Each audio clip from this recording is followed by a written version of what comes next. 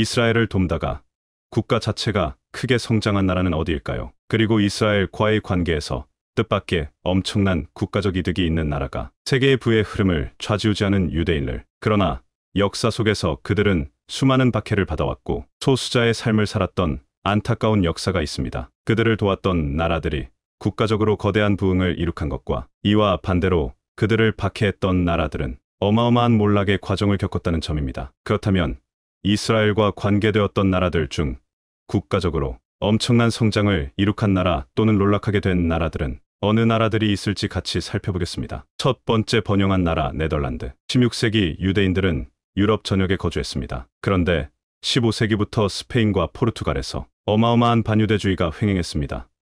왕실로 향하던 내부의 불만을 특정 민족으로 분산시키려는 효과를 기대했던 것으로 보입니다. 결국 유대인들은 1492년 스페인 알람브라 칙령에 의해 16세기부터 스페인과 포르투갈에서 쫓겨나 벨기에의 브뤼셀, 앤트워프, 독일의 함부르크 같은 서유럽의 해안 도시들에 정착했습니다. 그 후 세계를 제패하던 스페인과 포르투갈은 이상하게도 급격하게 몰락을 하게 되었고 이와 반대로 갑작스럽게 부상한 나라는 네덜란드입니다. 네덜란드는 스페인과 포르투갈이 장악하던 해상항로를 야금야금 장악했고 당대 유럽에서 가장 선진화된 주식시장을 갖게 되었으며 벨기에 앤트워프는 세계 최대 보석거래 중심지로 부상하게 되며 이는 지금까지 유지되고 있습니다. 네덜란드는 유대인을 보호하기 위해 유럽에서 보기 드문 종교의 자유 지역을 선언하였고 유럽 전역의 부유한 종교 난민들이 네덜란드로 몰려들어 암스테르담은 당대 세계 최고의 상업 번성 구역으로 성장하였습니다. 반면 포르투갈과 스페인은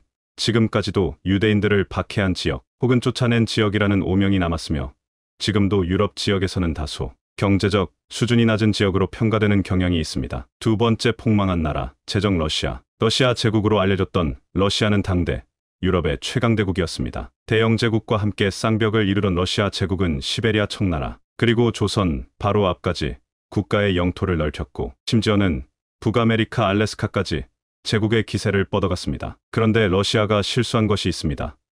바로 유태인들을 박해했던 것입니다. 포그롬이라는 러시아 말이 있는데 이는 대박해를 뜻합니다. 그런데 바로 이 포그롬이라는 단어가 제정 러시아에서 유대인물을 박해한 것에 대입되어 고유명사화될 정도로 러시아에서 유대인들을 박해한 것은 역사에 크게 남게 되었습니다. 1881년부터 1921년에는 러시아 동부 지방에서 무려 약 1000여 건에 달하는 크고 작은 유대인에 대한 포그롬이 있었으며 이를 피해 러시아에 살고 있던 많은 유대인들은 미국이나 서유럽으로 이주를 하게 됐습니다. 이 덕분에 부유한 유대인들은 서유럽, 영국, 미국으로 대거 이주를 했고 러시아에 있던 부의 상당수가 서유럽과 미주 등으로 이전되는 효과를 불러왔습니다. 결국 1905년 러시아는 크게 망하게 됐고 1917년에는 결국 완전히 망해 소비에트 혁명으로 막을 내리는 신세가 됐습니다. 세 번째 부흥한 나라 영국. 영국은 이렇게 러시아에서 탈출한 유대인들의 주요 도피처가 됐습니다. 영국은 당대 선도적인 신교도 국가로서 유대인들의 그리 호의적인 국가가 아니었음에도 불구하고 사회 곳곳에 영국에서 부유한 유대인들이 활약했습니다. 대표적 인물이 중국을 근거로 활약했던 영국 국적의 유대인 가문 사순 가문입니다. 영국은 중국과의 무역을 통해 어마어마한 부를 획득했는데 이 사순 가문을 통해 영국의 부가 매우 크게 형성됐고 대영 제국으로 부상하는 계기가 됐었습니다. 그뿐만 아니라 영국은 이스라엘 건국에도 도움을 줬는데 당시 영국의 식민지였던 팔레스타인 땅 중에서 사람들이 살고 있지 않은 땅을 유대인들에게 불화를 하여 국가를 세울 수 있도록 허용하면서 이스라엘 건국을 지원한 가장 결정적인 나라가 됐습니다. 네 번째 부흥한 나라 사우디와 UAE. 사실 사우디와 아랍에미리트는 이스라엘의 친구 국가는 아닙니다. 근본적으로 반유대 정서가 심한 아랍계 민족들이기 때문이며 또 최근 문제가 되고 있는 팔레스타인 문제도 사우디는 팔레스타인을 지지하였습니다. 그런데 사우디와 아랍에미리트가 이스라엘을 간접적 우호 관계를 갖게 된 이유가 있습니다. 바로 이란 때문입니다. 이란은 지금까지도 그들의 교리상 미국은 큰 사탄 이스라엘은 작은 사탄이라 부르며 교리적으로 이스라엘과 미국에 대한 극단적인 사명을 종교의 교리로 가지고 있는 상황이었습니다. 즉, 이란은 이스라엘에 대한 적대성을 노골적으로 표출하는 나라인데 놀랍게도 사우디아라비아와 UAE는 같은 아랍 국가임에도 불구하고 이란을 적대적으로 여기고 있는 상황입니다. 즉, 이란을 상대하기 위해 이스라엘과 간접적으로 손을 잡아야 하는 상황에 있었던 것입니다. 결과적으로 이란은 1979년 일어난 호메이니 혁명으로 인해 국가가 서방으로부터 완전히 고립되었고, 이와 반대로 금부상한 나라가 바로 사우디와 UAE입니다. 이란에 석유 의존을 하던 서방 강대국들은 사우디와 UAE에 집중적으로 석유를 의존하기 시작했고, 결과적으로 세계의 한 축을 담당하는 부국으로 떠올랐습니다. UAE와 이스라엘은 다소 껄끄러운 모습을 보여주고 있지만, 뒤로는 아브라함 협정 등을 통해 이스라엘과의 협력을 가속화하는 모습을 보이고 있습니다. 다섯 번째, 대한민국. 1917년 러시아 제국에서 볼세비키 혁명이 일어나자 수많은 러시아 동부에 살고 있던 러시아계 유대인들이 시베리아를 거쳐 한국에 도착했습니다. 그들 중 상당수는 한국 해방 때까지 한국에서 거주했는데, 유대인물에 친절했던 많은 한국 사람들 덕분에 그들은 한국에서 생업을 유지하며 생계를 이어갔습니다. 놀라운 부분은 우리나라 독립운동 기지가 있었던 상하이, 임시정부가 있었던 곳이 바로 이들 유대인들이 거주하던 유대인 게토 안에 있었다는 점입니다. 상하이 시오니즘 연합회 창립자인 로빙기어, 유대계 체코인 마사리크 가이다, 요제프 한취 등 유태계가 이끄는 체코 임시정부단은 한국의 독립운동을 직간접적으로 도와줬습니다. 1910년대 한국으로 들어온 노계 유태인들에 대한 한국인의 호의가 한국의 광복에 직간접적 영향을 주었을 것으로 볼 수 있는 것으로, 이는 우리 역사의 중요한 한 페이지입니다. 더욱 놀라운 것은 이스라엘 건국 후 이스라엘의 국방력 강화에 한국이 어마어마한 기여를 했다는 것입니다. 이스라엘 건국 초기 이스라엘은 중동으로부터 어마어마한 압박을 받고 있었는데요.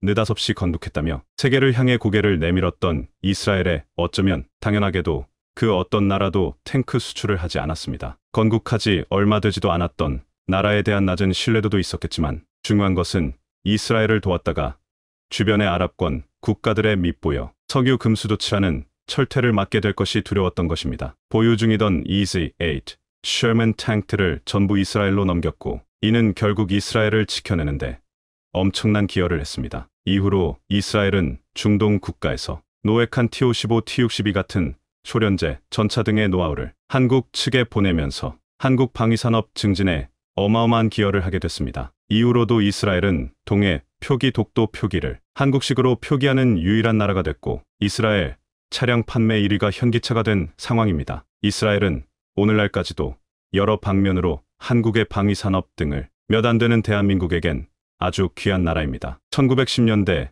이방인들을 따뜻하게 보살핀 데가 1970년대 쓸모없이 폐기 처분될 빼난 탱크를 이스라엘에 수출한 데가 등이 지금 돌아와 한국의 근대화와 국제적 발을 넓히는데 큰 기여를 했다고 볼 수 있는 한 대목입니다. 놀라운 부분은 최근 한국은 이스라엘의 최우방국 중 하나로 부상하고 있다는 점입니다. 한국은 2022년 한 해에만 이스라엘에 823만 달러의 무기를 수출했고, 지난 10년 동안 무려 3배가량 무기 수출량이 증가한 상황입니다. 오늘날 유대인의 미래 지정학자인 조지 프리드먼은 한국의 미래를 놀랍게 설명했습니다. 대한민국은 2030년까지 통일을 이룩할 것이다. 또 그 이후의 만주는 대한민국의 땅이 될 것이라는 미래 비전을 그렸습니다. 과연 한국은 조지 프리드먼이 그렸던 놀라운 그림처럼 크게 번영할 수 있게 될까요? 그런데 최근 이스라엘이 또 다른 위기를 맞이하고 있습니다. 시리아, 이란, 러시아, 북한의 무기 지원을 받은 무장집단율에 의한 국가적 위기 상황을 맞이하고 있고, 아이언돔도 무력화시킬 제레시 무기를 마구 퍼붓고 있습니다. 더욱 안타까운 부분은 그들 스스로 자기 민족을 인질로 사용해 SNS 등을 통해 반유대 감정을 세계에 확산시키기 시작하면서 국제적으로 이스라엘에 대한 악감정을 널리 퍼뜨리고 있습니다. 어떤 나라들이 부흥할 나라가 될지 이번 사태를 계기로 또 여러 나라들이 폭망과 큰 홍행을 거듭할 것 같습니다. 여러분은 누구 편이신가요? 삼성을 잡겠다며 10조 원을 쏟아부었던 일본 대표기업 키옥시아가 3년 만에 걷잡을 수 없는 사태로 번져난리가 나고 있습니다. 기시다 정부가 은행을 압박하며 다급하게 17조 원을 대출해주겠다고 나섰을 정도인데, 그럼에도 키옥시아 운명은 끝장으로 접어들었으며, 이는 삼성과 SK하이닉스의 초대박이 예상된다는 분석입니다. 일본은 1980년대 반도체 시장의 절반 이상을 차지했지만 히타치, 도시바, 파나소닉 등이 줄줄이 파산하거나 매각됐고, 현재 키옥시아만 상위 그룹에 간신히 이름을 올리고 있습니다. 2017년 경영 위기에 빠진 도시바가 낸드플래시 사업을 분사해 만든 회사입니다. 매각 당시 미국 사모펀드 베인캐피탈이 주도한 한미일 컨소시엄이 56.2%의 지분을 가져간 바 있습니다. SK하이닉스는 여기에 4조 원을 투자한 간접 출자자입니다. 도시바는 반도체와 가전뿐만 아니라 사업 다각화를 통해 방산, 철도, 중공업까지 무려 300여 개의 계열사를 보유한 기업으로 올라서기도 했습니다. 낸드 플래시 또한 도시바가 1987년 처음 상용화한 제품입니다. 1990년까지 일본 NEC와 글로벌 정상 자리를 놓고 맞대결을 펼쳤을 정도입니다. 하지만 경쟁에서 밀린 도시바는 2008년부터 2014년까지 비용을 축소하고 매출이익을 부풀리는 방식으로 이익을 2,200억엔 높여 기재하는 회계 부정을 저질렀습니다. 그리고 원자력 발전소 자회사의 거액 손실 등으로 위기에 빠져 결국 올해 12월 20일 상장 폐지가 예정돼 있습니다. 1949년 도쿄 증시에 상장된 지 74년 만의 일입니다. 이는 일본 반도체 산업의 몰락을 상징적으로 보여준다는 평가입니다. 그런데 여기서 분사된 키옥시아 또한 같은 운명에 놓이게 됐습니다. 키옥시아의 목표는 삼성 낸드 플래시를 끌어내리는 데 있습니다. 2020년에는 36억 달러를 조달하기 위해 일본 증시에 IPO를 추진한 바 있는데 흥행이 저조의 실패가 예상되자 상장을 연기해야 했습니다. IPO 실패 후 자금 확보를 못해 선단 공정 전환이 늦어졌습니다. 그리고 그해 10월 미국 웨스턴 디지털과 함께 1조 엔을 투자해 플래시 메모리 신공장 건설 계획을 밝혔습니다. 2023년까지 해당 공장을 가동해 162단 낸드를 생산하겠다는 것이었습니다. 이는 일본에서 가장 앞선 기술을 적용한 반도체 생산 시설입니다. 일본 정부도 여기에 최대 929억 엔을 지원하기로 했습니다. 약 3만 제곱미터 면적으로 세계 굴지의 반도체 생산기지가 될 전망이었죠. 작년 기준 낸드 시장 점유율은 삼성전자가 32%로 1위였고 키옥시아가 2위, SK하이닉스 3위, 웨스턴 디지털이 4위입니다. 이 4위 업체가 공장을 함께 운영해 삼성을 잡겠다고 나선 것입니다. 2021년 웨스턴 디지털이 키옥시아 인수를 추진하기도 했는데 가치 평가에서의 이견과 일본 정부의 반대로 무산된 바 있습니다. 일본 정부도 마지막 남은 반도체 회사를 쉽게 넘겨주기 싫었다는 분석입니다. 이후 키옥시아는 재차 도쿄 증권거래소에 상장을 추진했으나 공장 오염 사태가 터지면서 또다시 철회해야 했습니다. 공정에 사용되는 화학 약품 중 불량인 것이 섞여 있어 생산시설 두 곳이 피해를 입어 가치가 훼손됐기 때문입니다. 당시 일본 반도체 공장의 화재, 오염, 지진 등의 피해가 잇따라 일본의 반도체 산업은 끝났다는 하소연이 나오기도 했습니다. 키옥시아와 웨스턴 디지털이 합병과 상장에 엇박자가 나면서도 마지막으로 희망을 걸었던 것은 올해 완공 예정인 낸드 신공장이었습니다. 낸드 플래시는 메모리 반도체의 일종으로 속도가 느리지만 용량이 크고 전원이 꺼져도 데이터가 지워지지 않는 특성을 가져 SSD와 USB, SD카드 등에 주로 사용됩니다. D램은 삼성전자, SK하이닉스, 마이크론 3감 체제이지만 낸드는 이들 외에도 키옥시아, 웨스턴 디지털, 중국 YMTC 등이 경쟁하고 있습니다. 두 회사가 합병 가격에서 이견을 나타내며 좀처럼 합의하지 못하는 사이 작년 말부터 낸드 시장이 급격하게 얼어붙으면서 사면 초가에 놓였습니다. 이 둘은 가장 먼저 낸드 감산을 시작하며 혹한기 버티기에 돌입했는데 예상보다 회복이 더딘데다 인공지능 투자분이 불면서 D램으로 수요가 쏠렸고 낸드 수요가 되살아나기에는 더 요원해졌다는 평가입니다. 키옥시아는 결국 신공장 가동을 내년으로 연기한다는 발표를 했습니다. 낸드 수요가 회복되지 않고 건물 장비 납품이 늦어지는 등 설비 투자에 재통이 걸렸기 때문입니다. 내년 가동도 불확실한데 수요 동향을 보고 결정하겠다는 설명입니다. 이를 본 일본인들은 반도체 불황이 상당히 심각하다. 연기는 커녕 포기해야 합니다.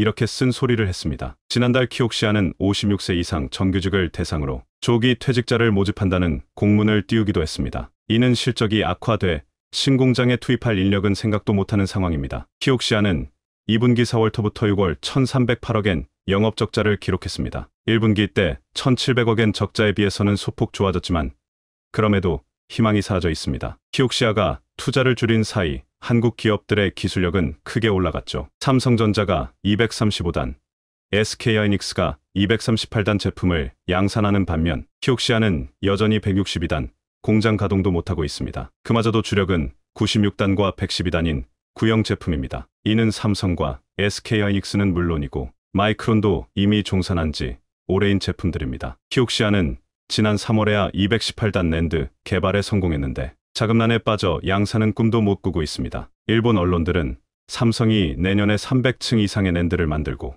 SK하이닉스는 올해 8월 321층 세프를 공개하며 2025년 양산 목표를 발표했다는 보도로 놀라움을 드러냈습니다. 이에 일본인은 키옥시아가 늦어지고 있다는 것이군요. 라며 한탄을 했습니다. 한국은 2030년까지 낸드 1000층 목표를 밝힌 상태입니다. 낸드 플래시는 같은 면적의 고용량을 구현하기 위해 셀을 수직 구조로 적층 높이 쌓아 올리는 것이 관건입니다. 삼성전자는 2013년 3차원 공간에 구멍을 붙어 각 총을 연결하는 V낸드를 세계 최초로 개발한 바 있습니다. 반도체는 기술이 2년만 뒤처져도 회사가 망하기 때문에 기술 선도에 대한 투자를 아끼지 않는 것입니다. 올해 글로벌 메모리 반도체 업계는 낸드 가격 불안정에 시달렸습니다. 공급 과잉과 수요 감소에 따른 가격 하락이 이어졌고 키옥시아나 WD 둘 중 하나는 파산을 앞두고 있습니다. 올 초 삼성전자와 SK하이닉스 또한 실적이 크게 꺾이긴 했지만 다양한 포트로 리스크를 방어했고 미래를 위한 기술 개발까지 이뤄냈습니다. 최근 디램 업체들은 AI 투자 수혜를 크게 누리고 있습니다. 삼성과 하이닉스는 낸드에서 감산을 하고 적자를 봐도 디램 HBM에서 고수익을 창출하는 덕분에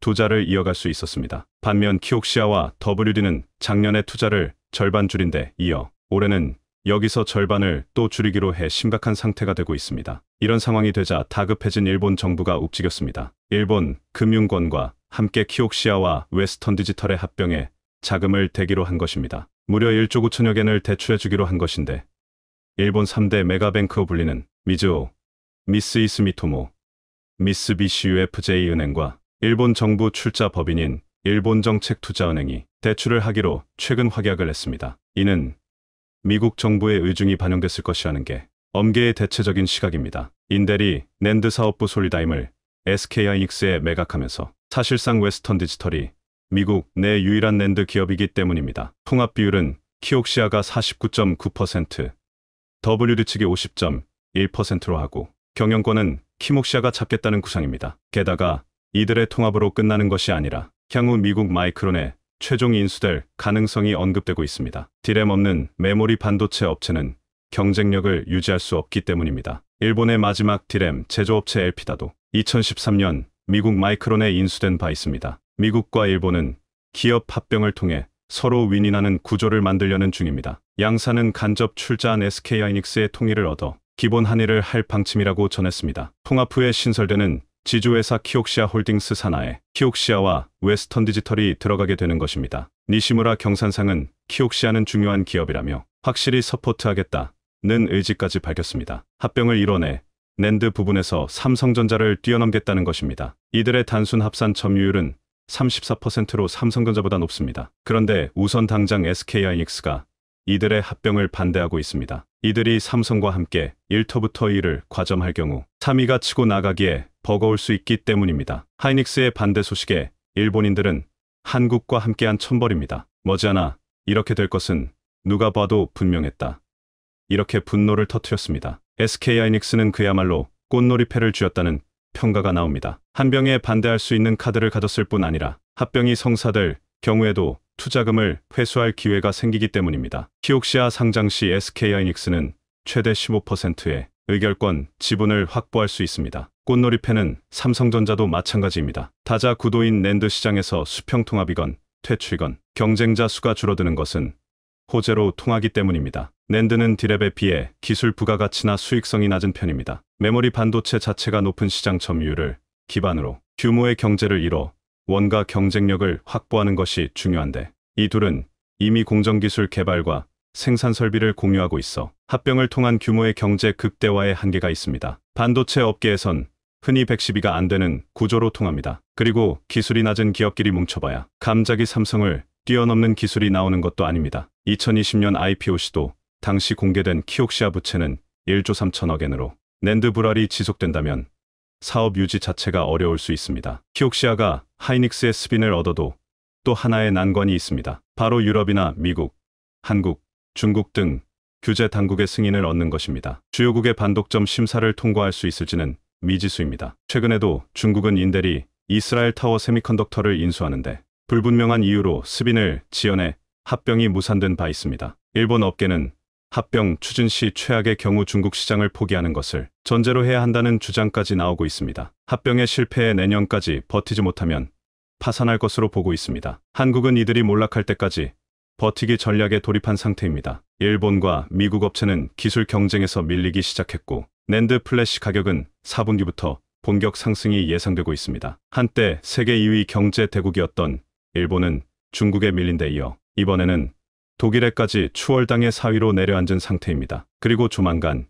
인도에 밀려 5위가 된다는 전망입니다. 일본 경제가 축소된 가장 큰 원인은 엔화 가치 하락에 있습니다. 달러화를 기반으로 하는 명목 GDP가 큰 폭으로 감소한 것입니다. 현재 엔화는 1달러당 149엔을 넘어선 상태입니다. 이런 와중에 일본 내 은행 간 이체 시스템까지 장애를 일으켰습니다. 개인뿐 아니라 기업 간 자금 결제에도 차질이 생긴 것인데 1973년 가동 이후 이렇게 큰 장애는 처음이라는 설명입니다. 이는 일본 전체의 문명을 말해주고 있습니다. 한국은 기술을 지속적으로 키워 일본과 미국의 추격을 완전히 뿌리치길 바랍니다. 강원도 강릉 주문진 해상에서는 초대형 참치 참다랑어가 그물에 걸려 포획됐습니다. 이날 잡힌 참치 무게는 무려 160kg. 이를 발견한 어민은 그물에 걸린 참치의 크기를 보고 깜짝 놀란 것으로 알려졌습니다. 왜냐면 동해안에서는 몇 년 전부터 참치가 잡히기 시작했는데 대부분 5터부터 6kg에 불과했습니다. 그런데 이날 잡힌 참치는 웬만한 성인보다도 컸고 무게 또한 160kg에 달했기 때문이죠. 사실 참치는 일정한 서식지를 두지 않고 주기적으로 이동하는데 본래 태평양 온대열대 따뜻한 바다에서만 볼 수 있습니다만 몇 년 전부터 한국 앞바다에서 참치가 잡히기 시작하더니 최근에는 160kg에 달하는 초대형 참치가 잡히기도 합니다. 지난 2019년 일본에서는 한 초밥 업체 사장이 새해 첫 경매에서 약 35억 원을 주고 참치를 낙찰받기도 했는데 이렇게 고급 어종인 참치가 한국에서도 잡히면 새로운 먹거리 아니냐고 생각하는 분들도 계실 겁니다. 그런데 어쩐 일인지 우리나라 어민들은 넘쳐나는 고급 어종 참치를 감당하지 못해 매일 수천 킬로씩 바다로 쏟아버리고 있다고 하는데요. 왜 한국 어민들은 참치를 바다에 버려야 하는 것일까요? 안녕하세요. 디시멘터리입니다. 에너지든 동물이든 식물이든 지구에 존재하는 모든 자원은 한정되어 있습니다. 옛날 자원의 한정성 개념이 없을 때는 무분별하게 이를 이용할 수 있었는데 그 결과로 현재 대부분의 자원은 고갈을 앞두고 있고 통식물은 멸종 위기를 맞았습니다. 1990년대 접어들며 남에게 의한 자원 고갈의 우려가 제기되자 전 세계는 대양별 어획 쿼터제를 도입하기 시작했는데 이를 참다랑어 쿼터제라고 부릅니다. 쿼터제는 그 뜻에서 알 수 있듯 각 해역별로 그 해역에 속한 국가가 1년간 포획할 수 있는 양을 정해두고 그 양만큼만 잡는 일종의 약속입니다. 물론 한국도 그 쿼터제를 잘 따르고 있는데 이 때문에 지금 통해안 어부들이 참치를 버릴 수밖에 없는 상황입니다. 수온이 높아지면서 따뜻한 바다에 살던 참치들이 한국 앞바다로 차차오기 시작했고 어부들이 원치 않아도 참치가 그물에 걸리기 일쑤였습니다. 작년 할당량은 벌써 차버렸고 할당량을 초과해 포획된 참치는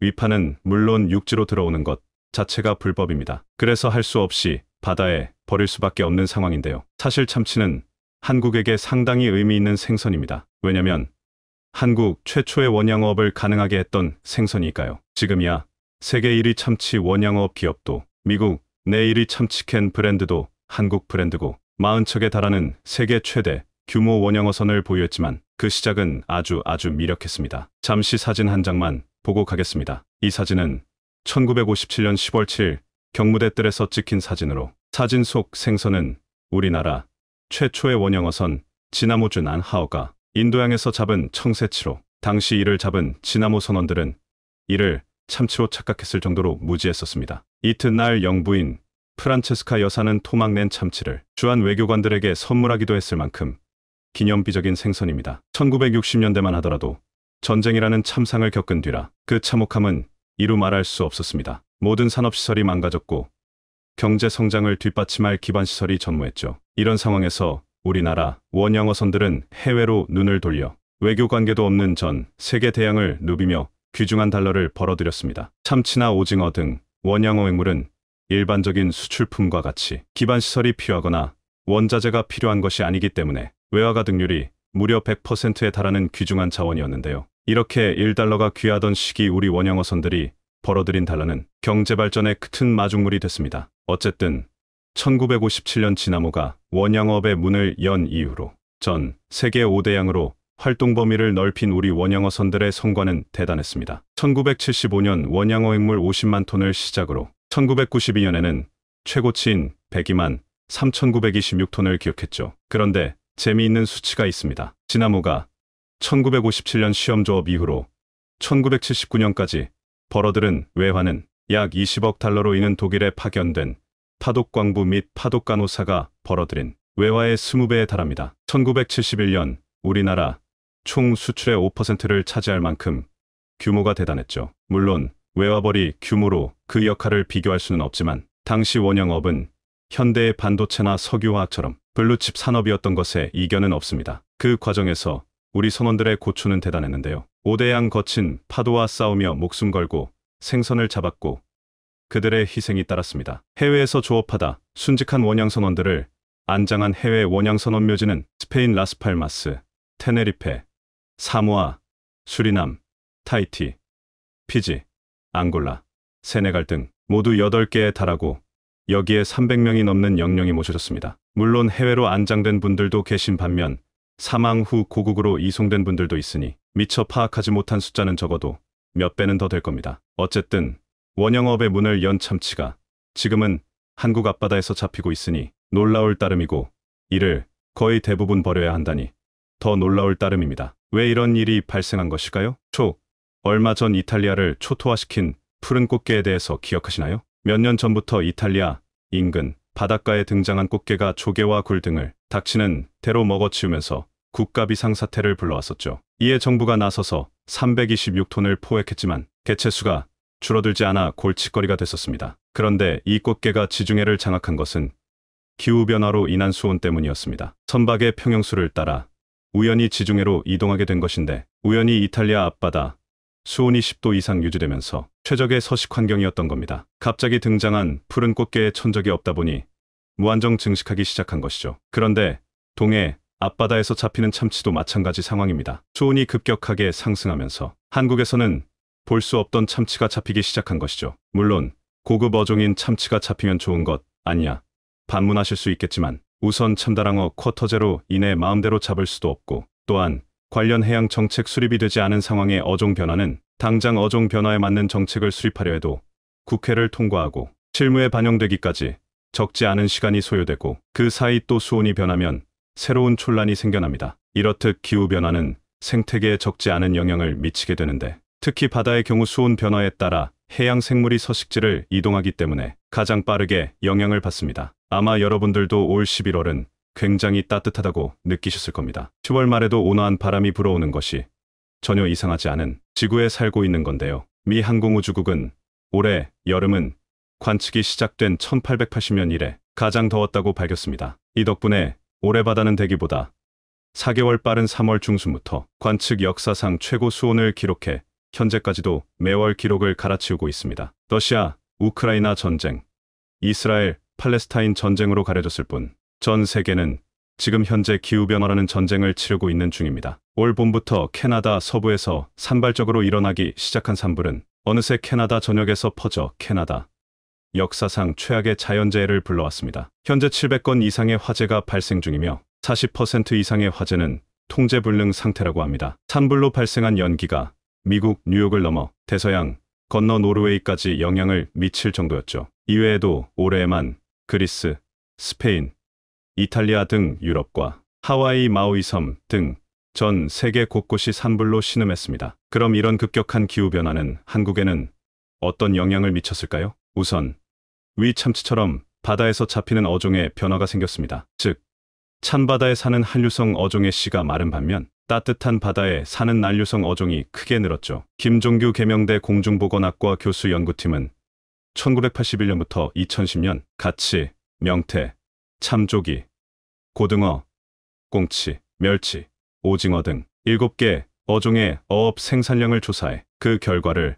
재난정보학회지에 게재했습니다. 논문에 따르면 7개 어종의 총 어획량은 1986년까지는 증가하다 점차 줄어들어 2010년에는 1981년에 비해 25.8% 감소했습니다. 30년 사이 어종에도 변화가 생겨 1981년 가장 많이 잡히는 불고기는 멸치, 명태, 가치 순이었는데 2000년에는 오징어, 멸치, 고등어, 어획량이 50% 이상 차지했습니다. 2010년에는 그 순서가 바뀌어 멸치, 오징어, 고등어 순이 됐죠. 통계청이 발표한 2020년 어업생산동향조사 결과에는 2020년 멸치, 고등어, 갈치로 순서가 또 바뀌었습니다. 이렇듯 멸치, 오징어 등의 난류성 어종은 증가하고 명태와 같은 한류성 어종이 크게 감소한 것은 한반도 주변 바다의 수온이 달라졌기 때문입니다. 그런데 멸치의 경우 상황이 심각합니다. 남해 등지에서 주로 잡히는 죽방멸치의 경우 수협에 위판하지 않고 주로 개별 판매하는데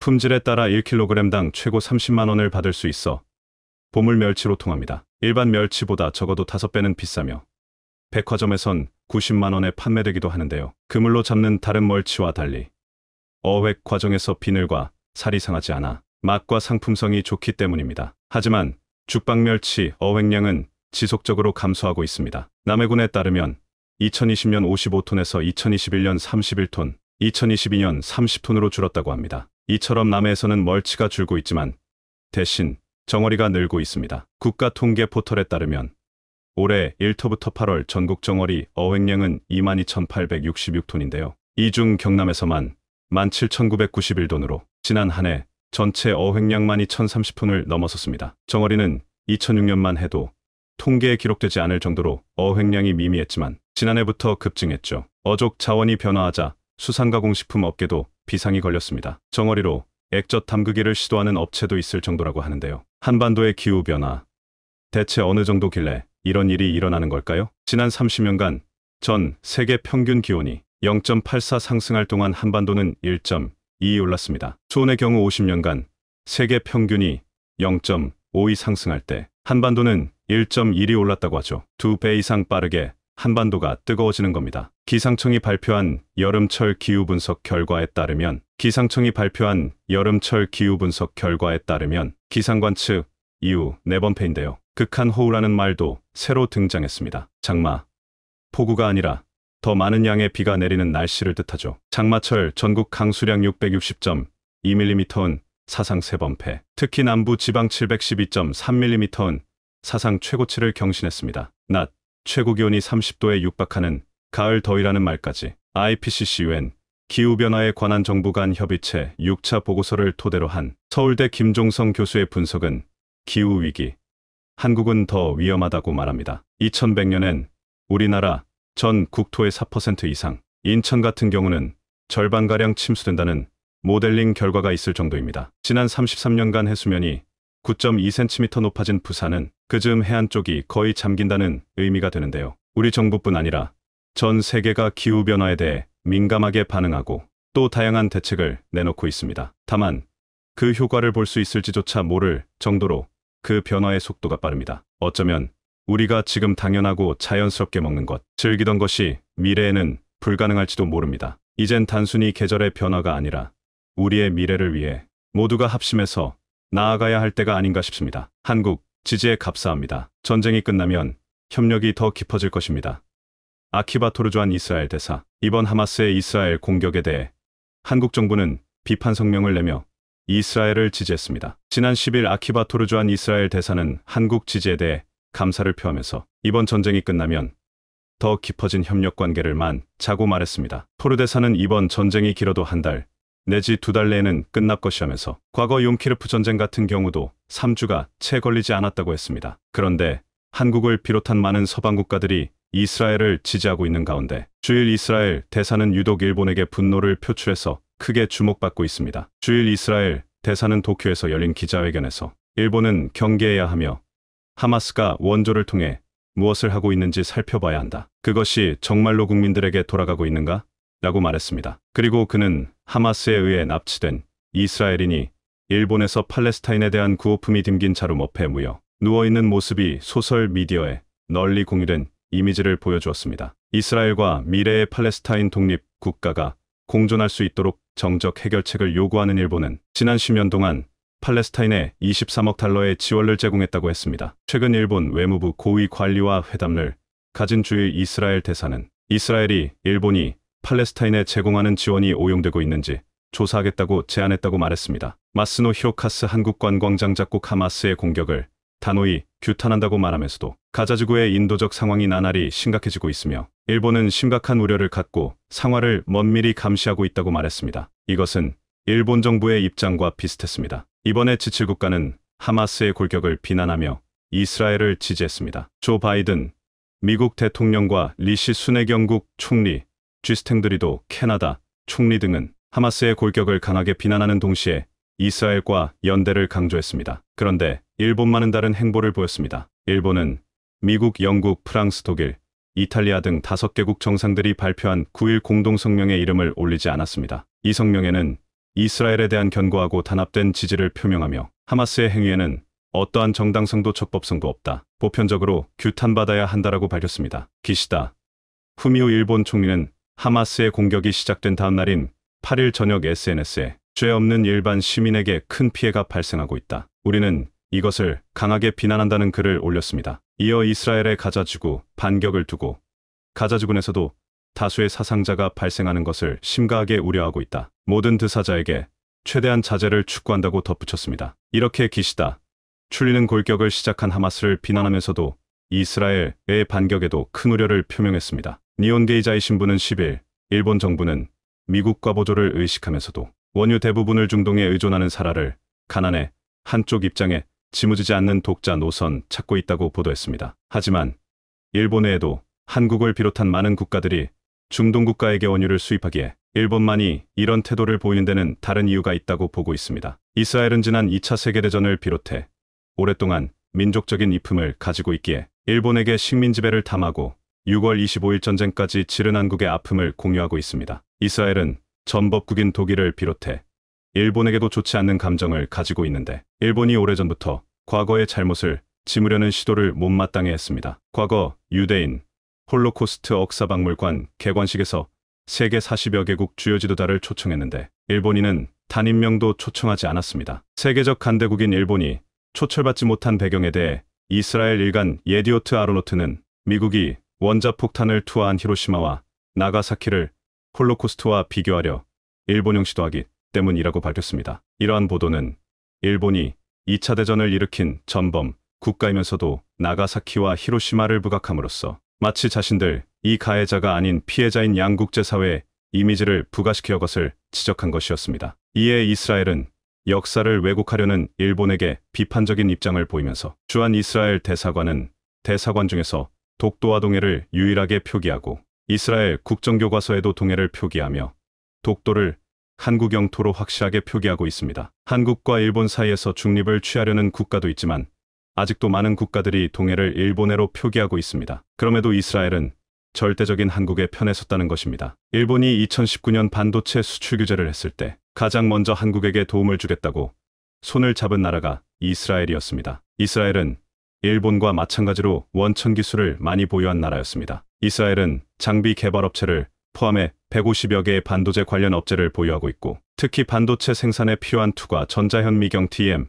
장비를 만드는 기술력은 세계적 수준입니다. 한국은 수출 규제가 이뤄지지 아시아 국가 조초로 FTA를 맺고 일본 수출 규제 리스크를 줄일 수 있는 가장 든든한 파트너를 확보했습니다. 이스라엘은 자율주행 분야와 빅데이터 등 미래 신산업 분야의 원천 기술을 많이 확보해 세계 최고 수준의 혁신국가이면서도 무엇보다 한국의 반도체 제조용 장비를 가장 많이 수출하는 국가였습니다. 한국은 수많은 원천 기술을 가진 이스라엘과 기술협력을 하면서 완성차 브랜드가 없는 이스라엘에게 자동차를 더 많이 수출하게 되었습니다. 이스라엘에서 한국산은 오래전부터 잘 팔렸는데 현대기아차는 9년 연속 일본 도요타를 제치고 점유율 1위를 차지하고 있습니다. 독일이 그렇게 사과를 했지만 이스라엘인들은 독일 차는 절대로 사지 않았습니다. 또한 한국과 이스라엘은 방산에서도 긴밀히 협력했습니다. FA50에는 이스라엘제 기계시 레이더가 장착되어 있는데 한국은 KF-21에 들어갈 AESA 레이더를 개발하기 위해 이스라엘 엘타사와 기술협력 계약을 체결했습니다. 전면적으로 국내에서 개발했지만 이스라엘은 AESA 레이더 하드웨어를 시험 평가해주는 역할을 해주었습니다. 이스라엘은 한국산 AESA 레이더를 성능 평가에 합격 판정을 하며 한국이 자체 기술로 최초 개발한 레이더 기능 부품 성능이 기대 이상이고 훌륭하다라고 극찬했습니다. 이스라엘과 한국의 방산협력은 1960년대부터 시작되었습니다. 이스라엘이 중동 전쟁을 치를 때 미국의 전차 지원을 요청했습니다. 하지만 미국이 중동 국가 눈치를 보느라 지원하지 못했고 달시 한국이 신형으로 바꾸려고 보유줄이었던 셔면 전차 약 400대를 이스라엘에 보냈다고 알려졌습니다. 이 전차는 생산이 중단된 지 20여 년이 진한 구형 전차로 당시 이스라엘의 부족한 부품으로 사용할 수 있게 해주었고 개조해서 실전에 투입되기도 했습니다. 결국 전차가 절실한 이스라엘에게는 엄청 큰 도움이 되었다는 것입니다. 이후 이스라엘은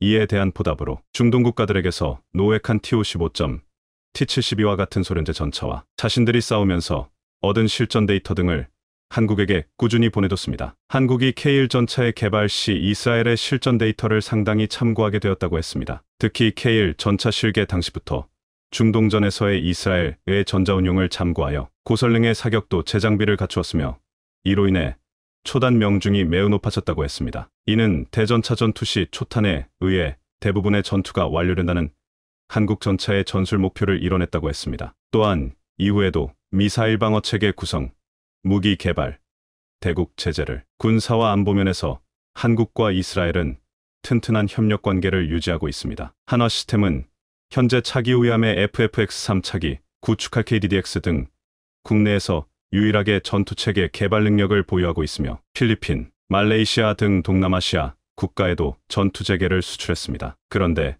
최근 한화 시스템이 이스라엘 대표 발산기업 이스라엘 항공무주 산업 IAI과 손을 잡고 합절 전투체계 수출길에 나섰습니다. 이스라엘 할고루주 산업은 발원 및 산업 시장을 위한 무주, 항공, 지상, 해상, 사이버 및 국토안보 분야의 첨단 기술을 제공하는 글로벌 항공우주 및 방위산업 기업입니다. 한화 시스템의 함정 전투체계 및 체계 통합 기술과 이스라엘 항공우주 산업의 함정, 무장 및 센서 기술 등을 토대로 아시아를 비롯한 글로벌 시장 진출에 대한 협력을 본격화하겠다는 것입니다. 이 두 나라의 전력은 최근 할절을 수출하려 하지만 길을 못 찾고 있는 일본과 비교되고 있습니다. 일본은 인도네시아에 호위함 8척을 수출하려 하지만 최근 인도네시아는 일본산 호위함에 관심을 끄며 또다시 무신되는 분위기입니다. 지난해 한국과 이스라엘은 로봇 분야에도 530만 달러를 공동 투자하기로 하면서 앞으로 로봇 분야를 시작으로 자동주행차, 수소를 양국의 전략 산업 분야로 획득될 것이라고 했습니다. 최근에도 한국과 이스라엘 알국바이오, 로봇, 스마트 모빌리티 등의 분야에서도 접덕이 이루어지며 공동 연구개발 성공시례가 연이어 나오고 있습니다. 이번 전쟁이 끝나면 더 깊어진 협력 관계를 맺자는 이스라엘 대사의 말처럼 빨리 이번 전쟁익은 피해 없이 끝나고 한국과 이스라엘의 협력이 더욱 힘을 받기를 기대하고 있습니다.